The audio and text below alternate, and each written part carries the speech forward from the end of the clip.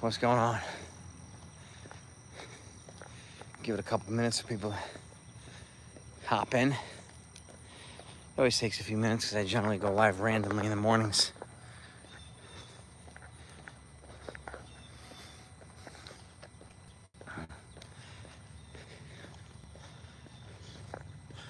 Yep. Well, we're back to baseball today. It's Friday. Been a couple of days off, no games. There haven't been a baseball game since Sunday, aside with the exception of the All-Star game.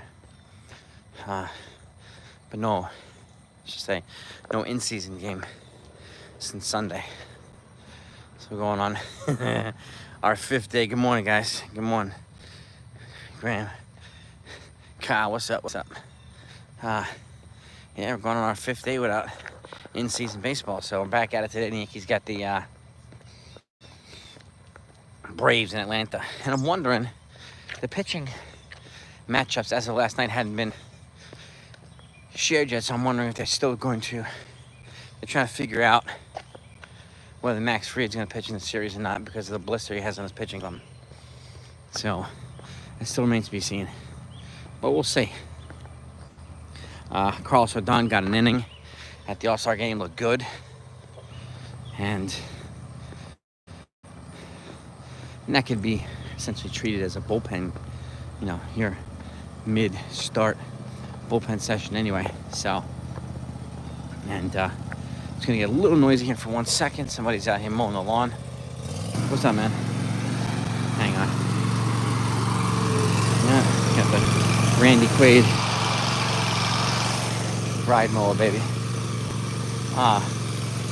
Just gonna get past him real quick. See him back there? Yeah, that Big Daddy ride mower. So there's a lot of chatter going on right now, right? For the trade deadline, a lot of trade proposals being floated, but there's nothing yet that has gained any momentum, right? We are 15 days away from the deadline. No, not 15, excuse me, 13. 13 from the deadline. It's Thursday, July 31st. So, and the more we go without any deals being made, the crazier the deadline day is going to be, right? So, and I do think the Yankees will get a third baseman. I mean, obviously, they prioritize Eugenio Suarez. I don't think, at least I wouldn't add one of those pitchers unless you can get Merrill Kelly at a reasonable price. But anybody that they get from the Diamondbacks is going to be a rental, whether it's Suarez or Beeks in the bullpen or Kelly. They're all rentals. So for that reason alone, whether it's one rental or two rentals or three, I'm not giving up Cam Schlittler or Spencer Jones or guys like that. I'll give up some valuable pieces because you're going to have to get somebody like Eugenio Suarez. They haven't added a bat like that with that type of offensive potential output with that much power in a long time. And so it will come with a price. We know this already. What price, I don't know. But, you know, Spencer Jones also is a big time power bat from the lefty side, and he hasn't even started his service clock yet. So you have at least 6 years of Spencer Jones at the major league level before anything, before he becomes a free agent, just like all these other guys. Now, there's a lot of people talking about, and good morning to everybody in the chat, by the way. Nathan, big man. The man, Nathan Ramachandra. He's got some events coming up. He's got Fernando Cruz coming to town from the Yankees. He's got Carlos Legrand coming to town from the Yankees, right? If you ever want to be part of a community event, most of them are in New Jersey, Nathan's the guy you want to talk to, right? He gets a lot of players here, does meet and greets, take photos with fans. You know, it's not the easiest thing in the world to do or to get, but Nathan does a great job of getting fans connected with the players and getting the players connected with the fans. So, shout out to you, Nathan. My man. And Let's Go Yankees is right. Right, Graham. What's happening, Graham? Now, this chatter with the proposed by some people what about the Royals? You know, some people really pushing for a Guardians trade, right? Place, or I mean, J-Ram, I think is close to a 0% chance of happening. J-Ram, right? He's a franchise player for them. He is their face of the franchise, right?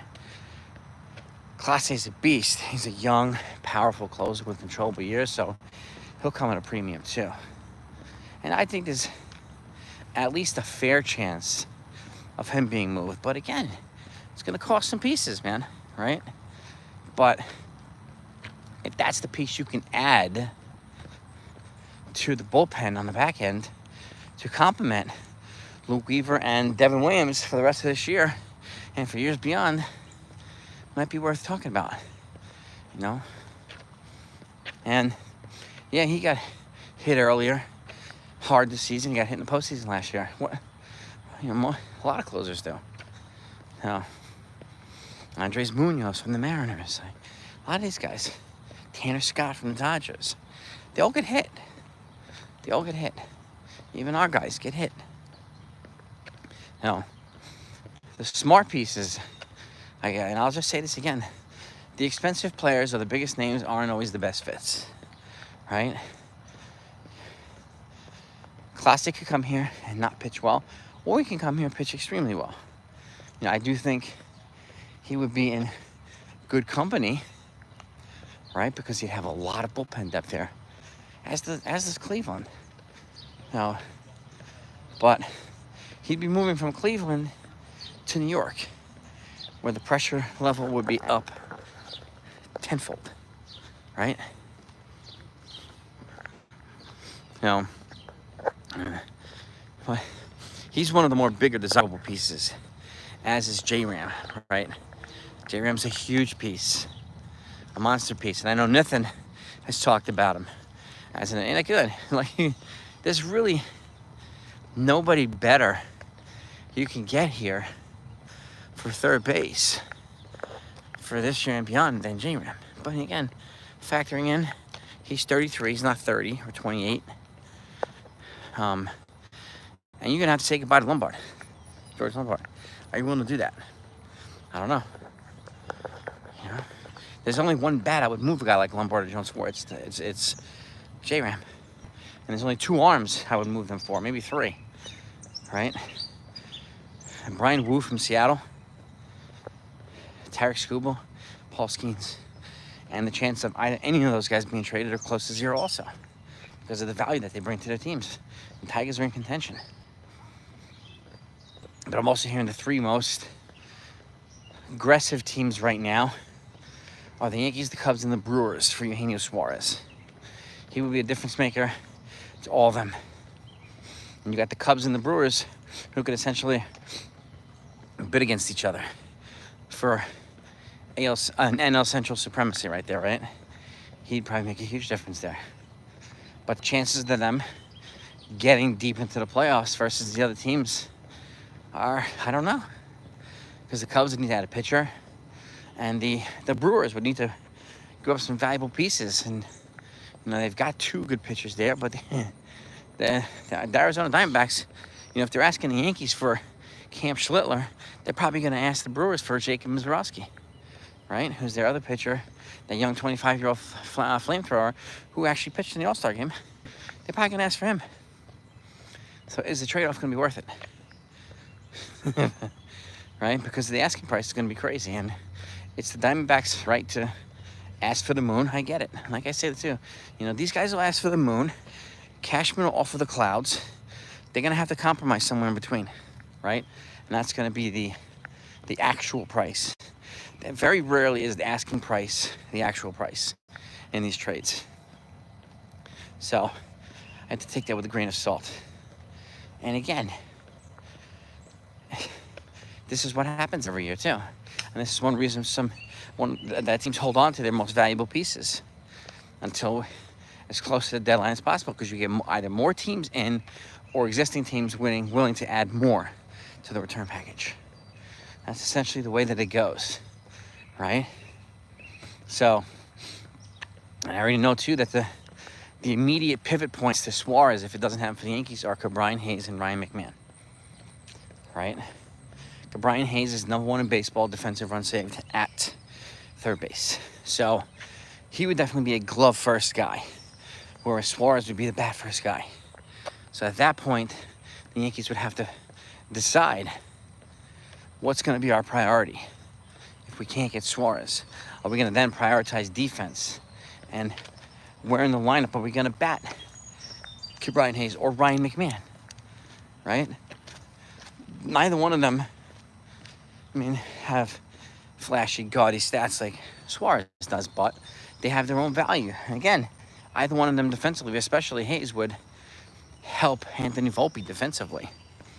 All right, and keep in mind too, a lot of folks are giving essentially Anthony Volpe like an F in the first half of the season, but it's also important to factor in the amount of activity he's had at shortstop, which has been a ton. Either double plays, put outs. He's ranked at the top for most of these categories. And that has to factor into the error counts too. Excuse me. Allergy hit me in the morning already. And yeah, he's got 11 errors. Eyesore, right? Big time eyesore. But he's also ranked in the top 20% offensively in a lot of categories for second baseman. For shortstops. Maybe doubles, RBIs, hits, all this type of stuff. So that kind of balances out. Ken, what do you know, my man? It balances out the low batting average and high error totals. So to me, and I don't really do grades, right? That's why I don't do grading on my channel. I don't see the point in it. But if I did it, it'd probably be a D for him. I'm not going to give him an F. With room for improvement. Hopefully he's had time to recharge the body and the mind, right? And I hope that he takes advantage of that. And maybe he's worked on a couple things. Maybe they'll have a different plan of attack in the second half of the season for him. And in terms of plan of attack too, I think we all need the Yankees too. Unless someone else disagrees, but we need the Yankees to come out of the gate strong. He stumbled out of the gates last year at the All-Star break. Tripped right in their faces. And got off to a crap start for like 2 weeks. And led to some adversity. Those first 2 weeks take us right into the trade deadline. And they also traded for Jazz, I think it was 2 weeks before the deadline last year. So, and, there's also chatter right now with Rafael Devers, people saying the Yankees should trade for Devers. Look, he was a problem in Boston. He's becoming a problem in San Francisco, right? So, I'm not trading for that here, which is also probably going to cause nonstop drama. So, no, thank you. I would rather have Suarez, who's a no-nonsense guy, no-drama guy, than, a potential prima donna or diva here, right? This isn't Degrassi Junior High. This is Yankees, New York Yankees. This is a no-nonsense, just no-drama team, no-drama clubhouse, right? Because as much as people like to incorporate drama by trashing people and blah, blah, blah, most of the positions are uninformed or misinformed, but it's just the nature of the beast, right? It's not, you're not dealing with a bunch of mosquitoes with the media here, the fans. You're dealing with a hornet's nest. So it comes with the territory. The more again. That was just a mile I walked, by the way. I always do this brisk walk after my kettlebell session, my strength training session. This helps put the icing on the cake for the workout for the day. But so that's what we're hearing now. And again, yeah, also the Yankees have now signed 6 of their draft picks so far. They're about a third of the way through signing the draft picks. And I'm hearing that Dax Kilby is going to sign today because he took his physical yesterday. So they already signed Keenan Kent, their top pick. Second pick was a 3rd round pick. Signed Dax Kilby, then you have your first 2 guys signed. And most likely it's either going to be, the majority of the guys they've signed so far have been under slot. Meaning, whatever money the guys signed for, whether it's $2 million, $400,000, whatever, that's their signing bonus. That's not their salary. Their salary is going to be relative to the level that they're playing at. They're playing in rookie ball, single A, double A. That's going to be their salary, commensurate to the level they're playing at. So whatever money they sign right now is going to be their signing bonus on top of their annual or their monthly, whatever it is. So, so if you're drafted in the top 20 rounds for a team like the Yankees, you get a signing bonus. Okay? And then there's undrafted free agents who generally don't. The Yankees have already signed 3 or 4 of those too. So, but the guys that I expect to sign kind of over slot are probably Dax Kilby, Pete O'Connor is their 4th round pick, a left-handed pitcher from Mississippi State. He's a big lefty with kind of an unorthodox delivery who strikes out a lot of guys. He's already struck out 131 guys in 100 innings, so he averages about 14 Ks per 9. And as a big lefty, we don't really have one of those guys in the farm that's healthy and productive. We still have a guy, Henry Lalani, but he hasn't been able to stay healthy. So he's a guy, and he's 23 or 22. And most of the guys the Yankees have drafted were upperclassmen, seniors. So their path to the majors, if they get to the majors, is going to be quicker than some of these high school players. Jonathan, what's happening, my man? C-Jettis, what's going on, everybody? Now, I'm walking by the way, so this thing is bouncing up and down, so I can't see everybody just yet. So, but good morning to all of you in the chat.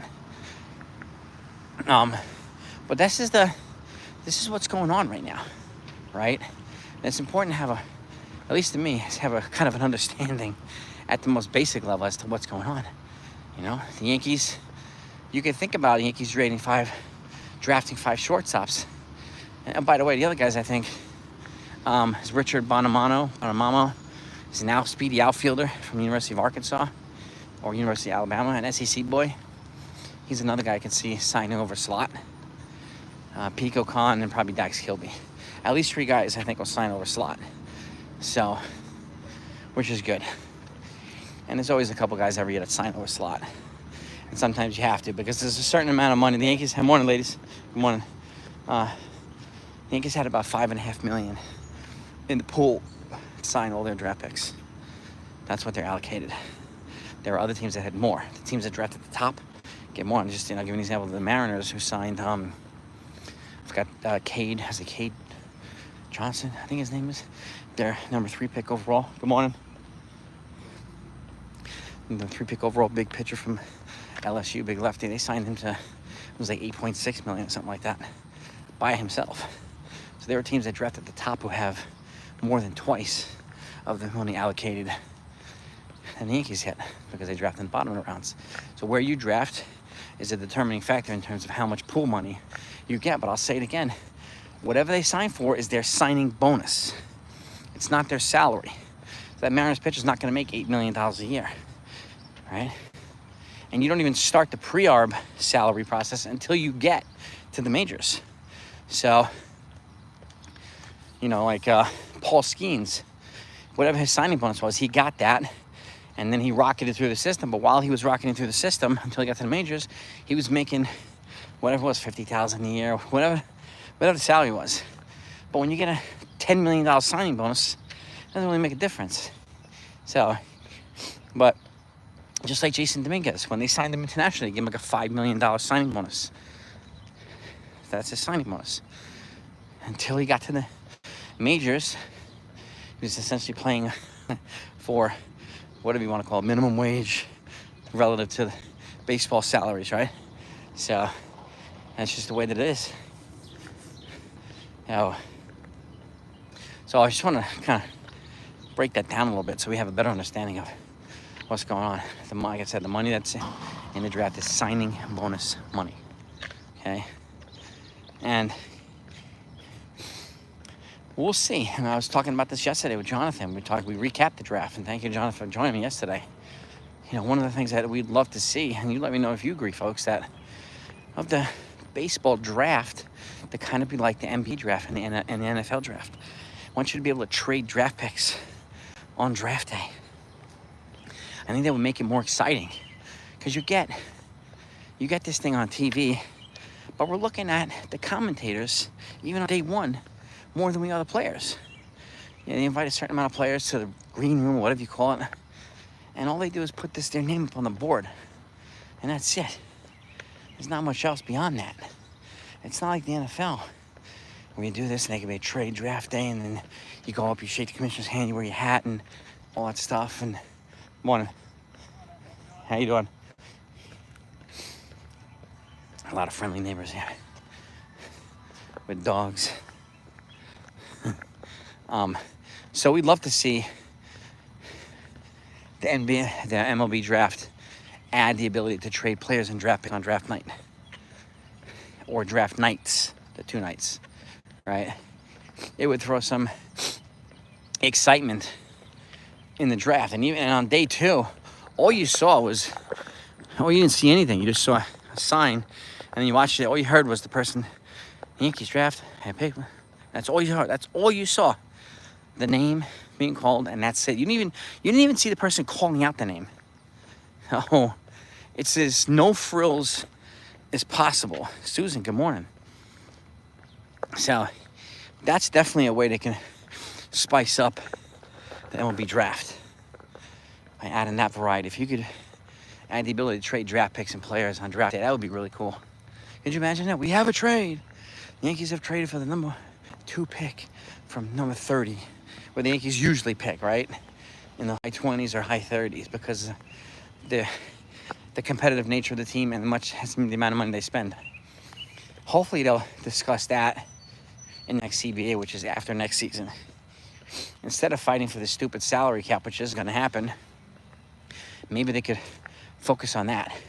Be a much more productive use of the time, and maybe a salary floor, right? Minimum spending requirements, instead of penalizing the teams at the top who spend on players and invest in their product. Maybe we take draft picks away, or bump them down 10 picks for the teams that get revenue sharing money and don't spend it on players, right? That's a more effective use, or more productive use of baseball finances, because the fact is too, the Yankees gave $134 million last year in revenue sharing, and we don't even have the ability to track the money where the hell it went, how much the Rays got, how much the Pirates got, but what have these teams done to spend? Their payrolls are down, and they have billionaire owners. How could you have a billionaire owner on such a low payroll, right? And like I said this yesterday too, you can have the most beautiful suites in the stadium, but if you don't have any people to put them in, or to put in them, what the hell's the point of having them, right? You spend on better players, you make your team better, the fans will come watch you guys play. It's got to be some type of trade-off here.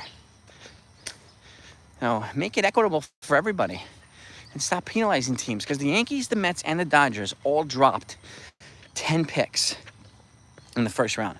They picked 38, 39, 40, right?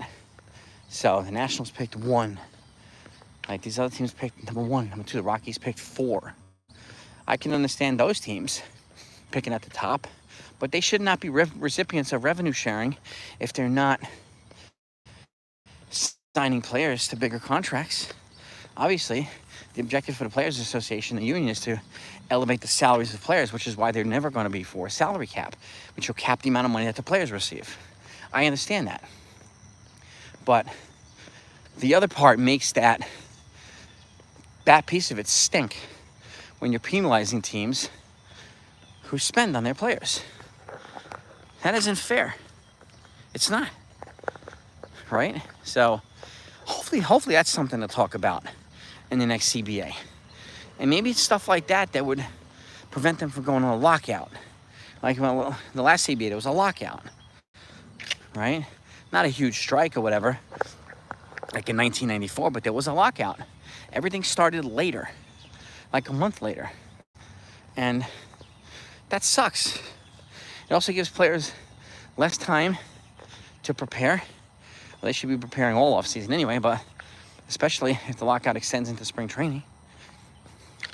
That's less actual game ramp up time and actual baseball specific preparation that they lose.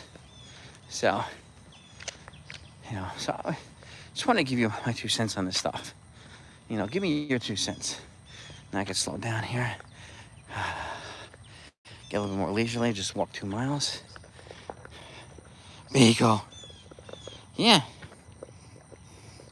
Potty training is right, man. Beagle, beagle. That's right, man.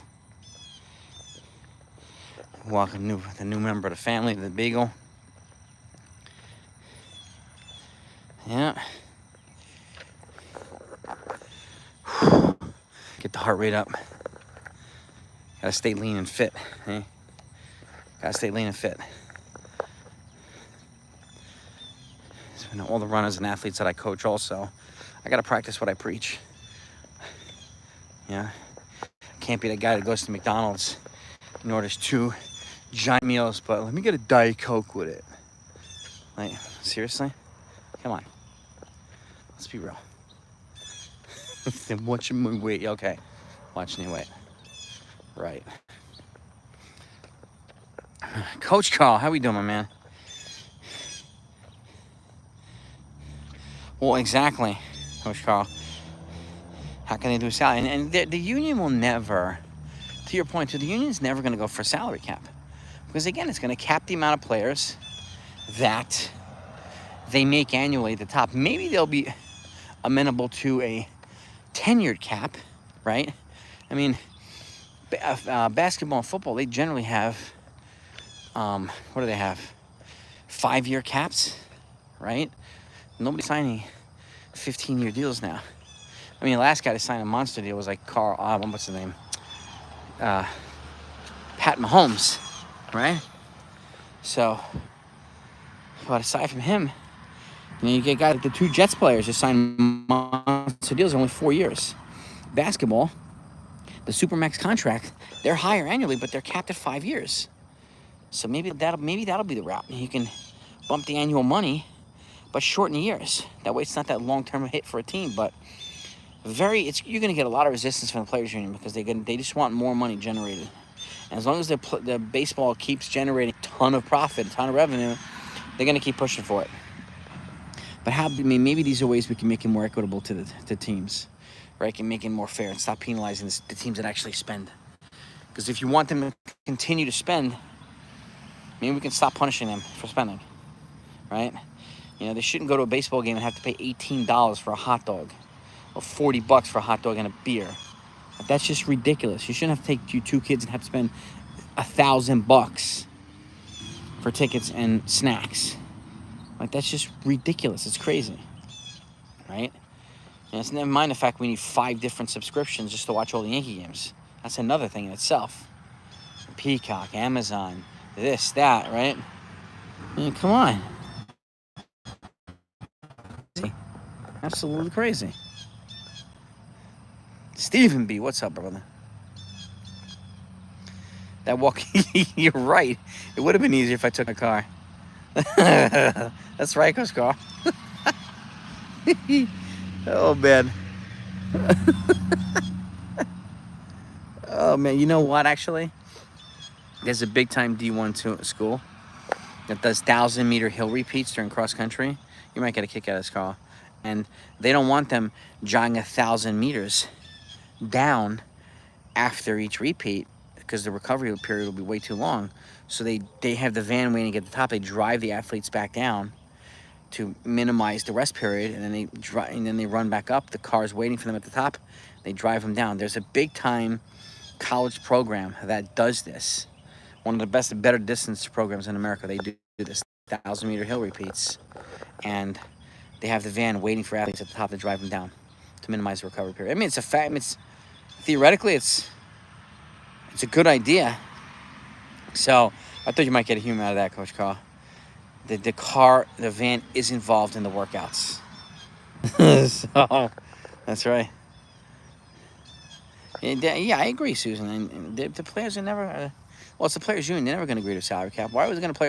I want Soto money. Like Paul Skeens is going to want. If he keeps pitching this way, he's going to want to be the biggest, highest paid pitcher ever, right? And that's just the way that the game is trending towards, right? So, but and it's again, had Ohtani not gotten $700 million from the Dodgers and Soto not gotten almost $800 from the Mets, maybe the threshold wouldn't be as high. Because now we have guys settling for $500 million, like Vlad Guerrero Jr., Kyle Tucker is going to settle for $500 million bucks. Like, could you imagine settling for $500 million bucks? Like Aaron Judge, when he got 360, we're like, oh my God. But now it's like pennies to the dollar compared to what these guys are making. And this guy's the best hitter in the game. Oh. Kind of nuts. Absolutely nuts. All right?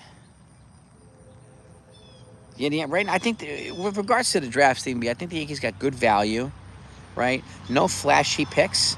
But the guys that I mentioned, like Dax Kilby and Pico Khan and Richard Bonamano, like a couple of those guys, I think they could be fast risers through the system. Maybe even Keenan Kent as well, because he's got positional versatility.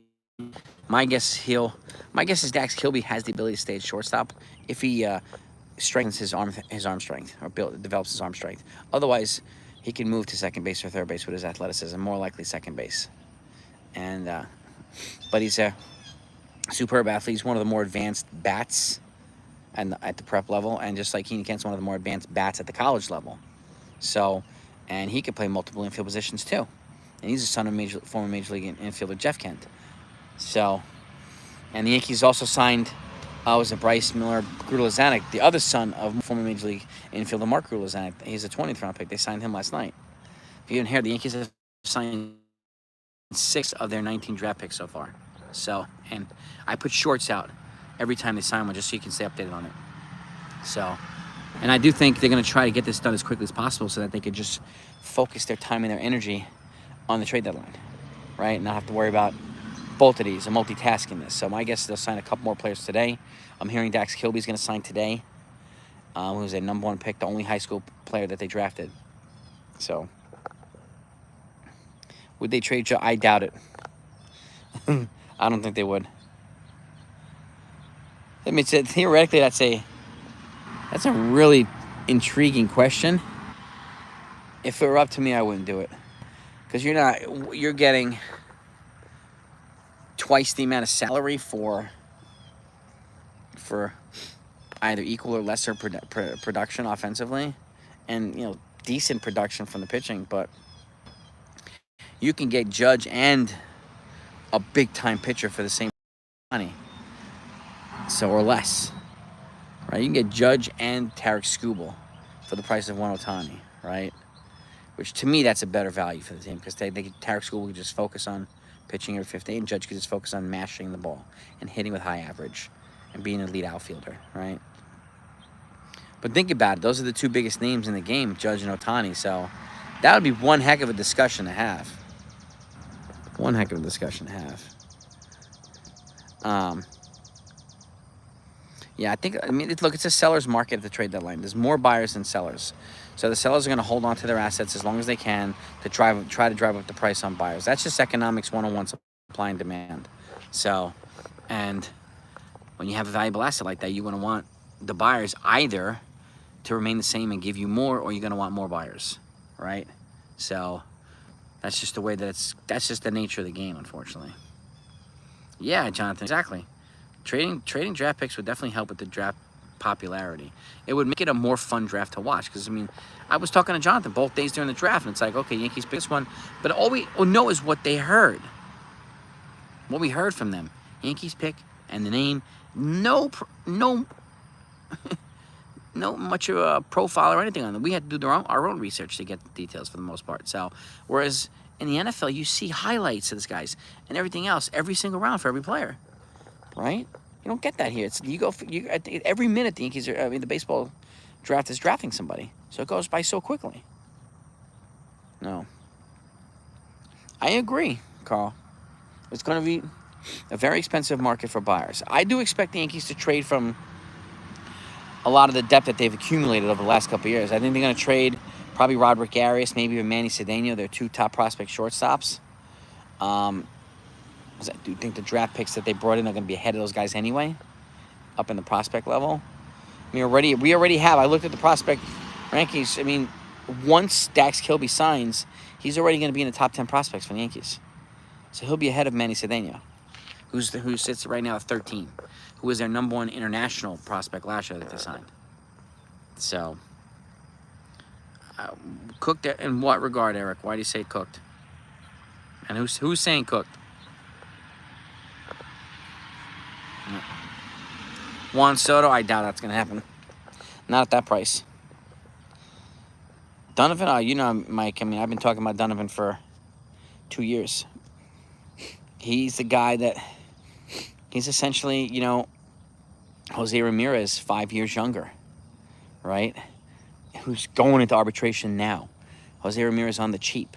So you'd probably have to pay a similar price you would for Donovan. But the Cardinals are clearly looking to trade Arenado so they can keep Donovan. So, but if there's some universe you can get Donovan, like, so you got to sign me up for that. But I agree, Juan Soto's not getting moved anywhere. The Mets have just invested way too much in him.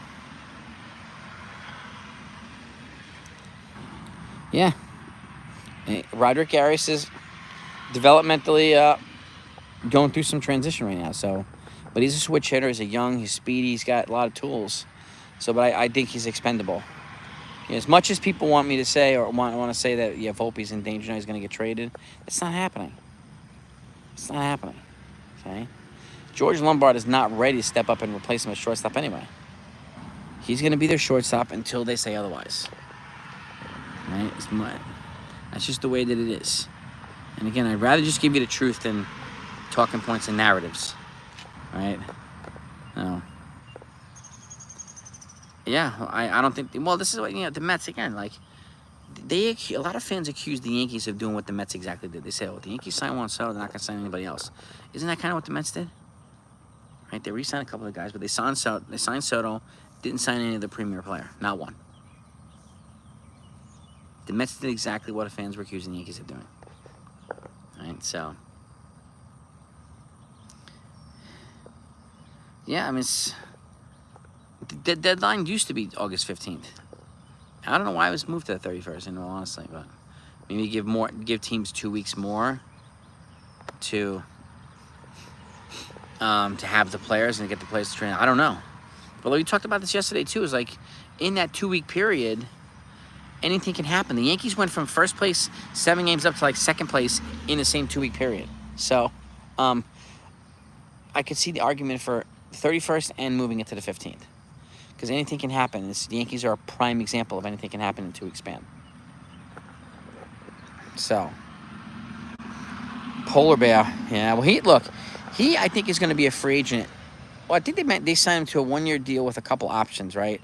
But the way that he's performing, I think he can opt out and get more money as a free agent next year. Would he consider the Yankees? Well, I also think the Yankees would consider him if they trade Ben Rice.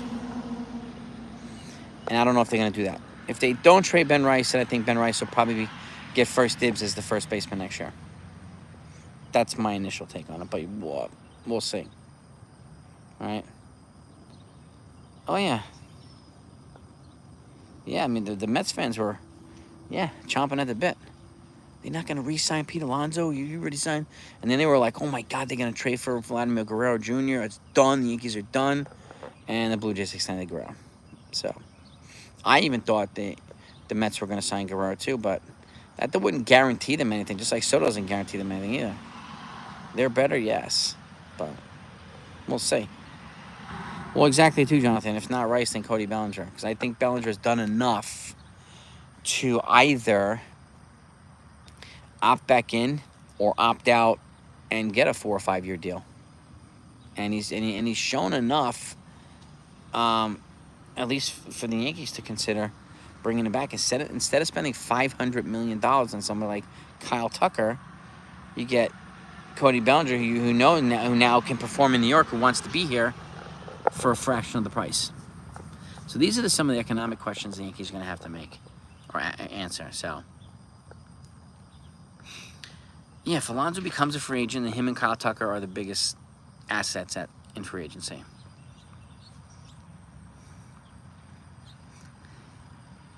Yeah, I mean, I don't know if, honestly, I'm with you there too, Carl. I don't know if Polar Bear would be a fit here. Unless he wants to stick it to the Mets. But I don't know. He feels like a Met more than he feels like a Yankee, so. Right? Yeah, it's, the Mets talking points are pretty strong when it comes to Vlad Jr. But he signed a $500 million deal with the Blue Jays to stay. Alonso he was pleading to stay just like Bellinger was pleading to be traded to the Yankees. So at least we have guys that we know that want to be here in New York, which is good. See, Jettis, what's happening? Oh, I'll wrap this up in a second. I got to go inside and get the kids ready for camp. But that's what we got. I mean, there's still 13 players that have yet to be signed, 6 down so far for the Yankees, and I think they're going to be aggressive the next day or two to try to get as many of these guys signed. Just get it in the book so they could transition over and just focus on the trade deadline instead of having to multitask 2 big things. You want to get these guys locked up, right? And officially Yankees. So. The ride more's over here now. Wonderful.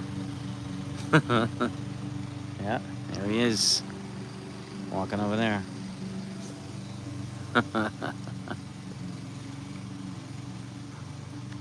Yeah, I mean, Mets fans wanted Vladdy. I know Cohen quietly wanted Vladdy, but they'll have to pivot to someone else now. Don't be surprised if they go after Tucker. They have money to spend now, right? But again, Cohen now, he's not going to... This guy's a venture capital guy. He's a big-time money guy. He's not going to spend stupidly anymore. So he's going to be more strategic. They are, Graham, what I'm hearing is the Yankees are getting a lot of phone calls on Escara, which makes sense. He's an elite pitch framer, and he could be good value. And I do think if he gets, I think if he gets traded, it's probably going to be to a team that has a lot of young pitching, right, to help their development. And I would replace him with Rafael Flores, who has a cannon for an arm behind the dish. He's in Double-A right now, but he's a guy I would replace Cesar with. I don't think they'll trade both. I could see one or the other being traded. I could see, like, for Castro and Griffin Jacks, which would be an intriguing trade because they both fill needs for the Yankees. I could see the Yankees giving a decent amount, but do the Twins need catching? I don't know if the Twins need catching. Or maybe Escar goes there. I don't know. Yeah, they don't, the Mets or the Yankees, they don't need to spend like drunken sailors. They need to be strategic in the draft. They need to be smart not in the draft, at the trade deadline, which I think they're both going to be. They'll be aggressive and smart. There's nobody really worth overpaying and absorbing that much money. Like, Alex Bregman's not coming here. Rafael Devers not coming here. So why is that even being entertained by beat writers? The Royals, I don't know if either Lugo or there's a reliever there too that has a bunch of controllable years.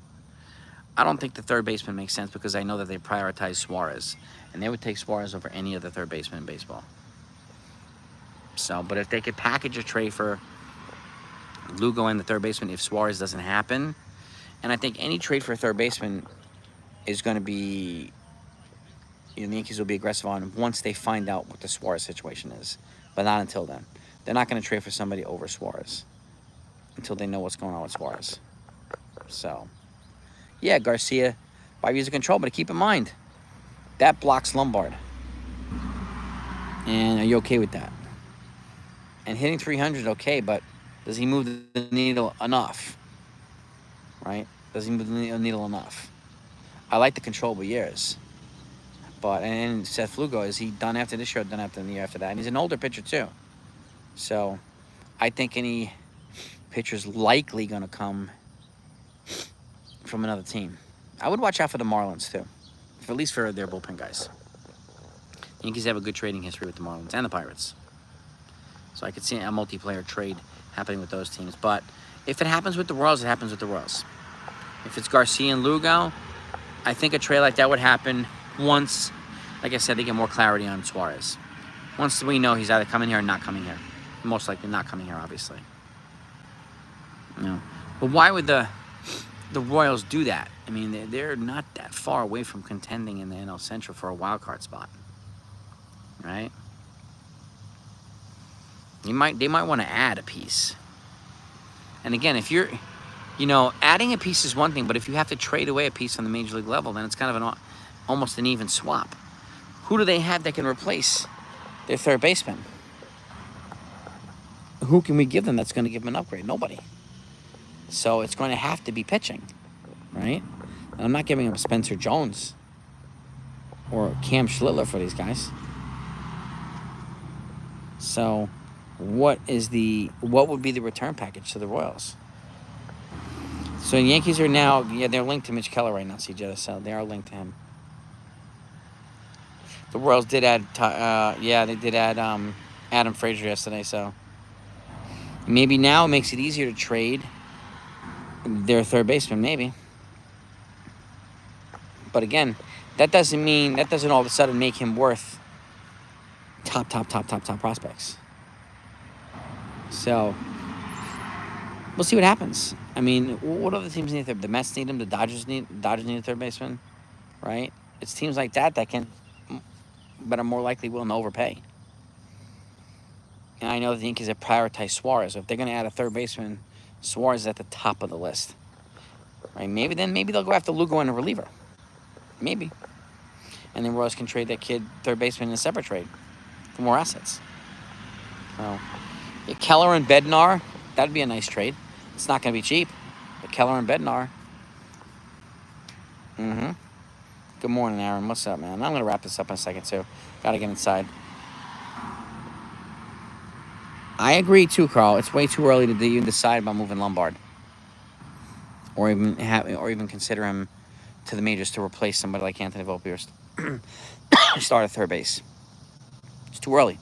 He still has development to go up in Double-A. He has a high ceiling, yes. I think he has a higher ceiling than Volpe, yes. But that doesn't make him ready now. So, but I agree too. If we leapfrog developmental years, and it's a chance he can come up here and be a total bust. And then what happens, right? Are we going to blame Cashman for doing something we asked him to do? Because I know certain people will. Or blame Boom. I need to develop him. That's the whole point of levels in the minors. That's the whole point of them. The Dodgers, they have a decent farm. They have deep pockets. They have a $400 billion ownership group. So their farm is decent. McMahon, I'm hearing McMahon and Ke'Bryan Hayes are the immediate fallbacks if Suarez doesn't happen. But if I'm going to go for McMahon, I want Jake Bird too. So I think it's the only way I would trade for McMahon. And I'm going to trade for Ke'Bryan Hayes, and I want either David Bednar or Mitch Keller to come along with him.